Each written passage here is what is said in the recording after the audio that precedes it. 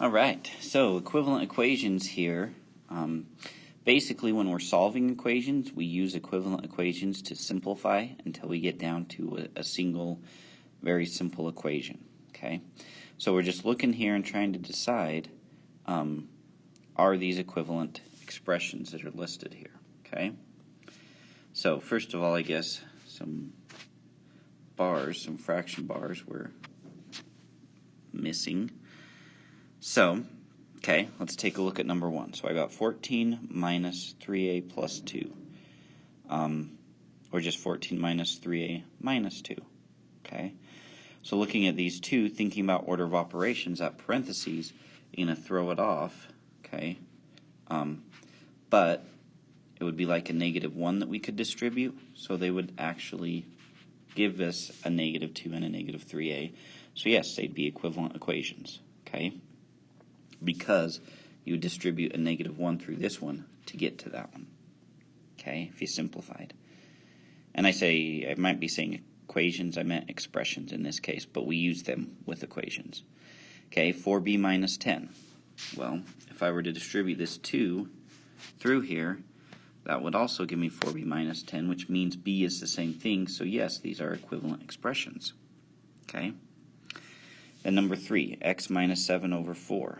X over 4 minus 7 over 4. Okay? We can split up a denominator into each of those. And so yes, that would also be equivalent equations.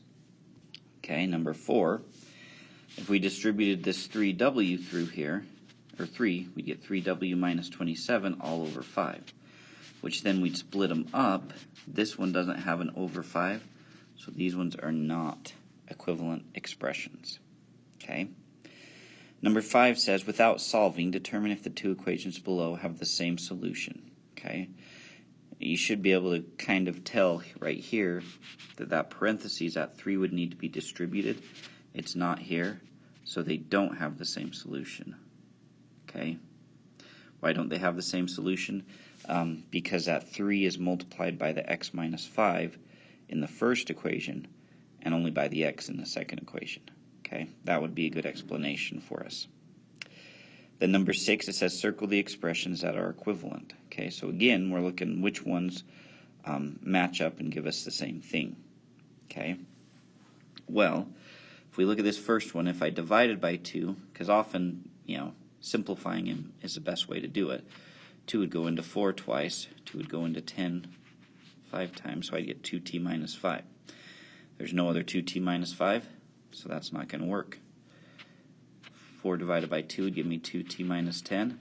There is a 2t minus 10, so those two are, and that one isn't. Okay, so that's all we had to do for the equivalent expressions. All right, now the second side, also when we're solving equations, we use inverse operations to help us separate things. Okay, so if we look at 1, it says solve for x. So I've got ax equals 7. So I can find 1x or x, so basically I can get rid of the a by, so it's a times x, so I divide by a. Okay, that's the inverse, and if I do that on both sides, I'll get x by itself. Okay, number 2, solve for p. I've got 8 plus p equals w.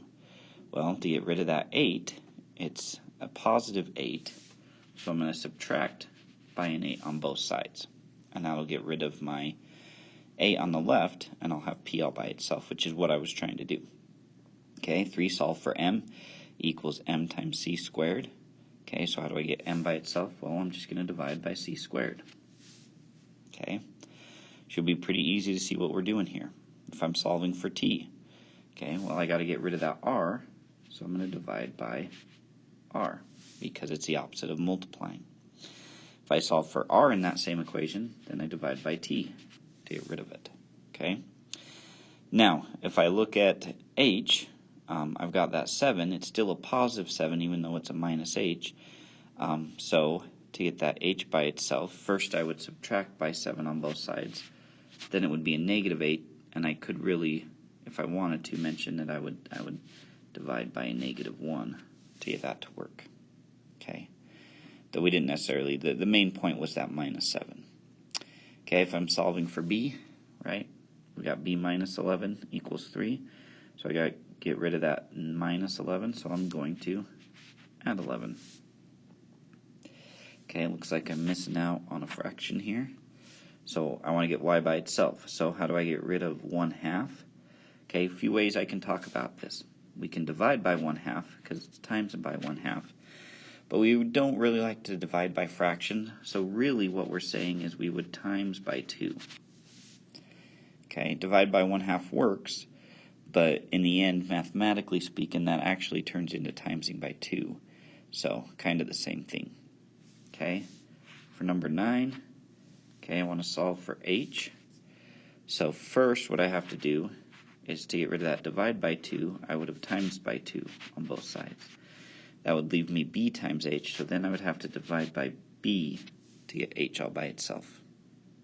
Okay, and the last one here, okay, says solve for x, y equals mx plus b. So first I've got to get rid of that b, so it's plus b. So I do the inverse, minus b. Okay, that would get rid of that. Then to get rid of the m times x, I would divide by m. And that's how I'd get the x by itself. And that's all you guys had to do on those ones. So, pretty simple, and there you go.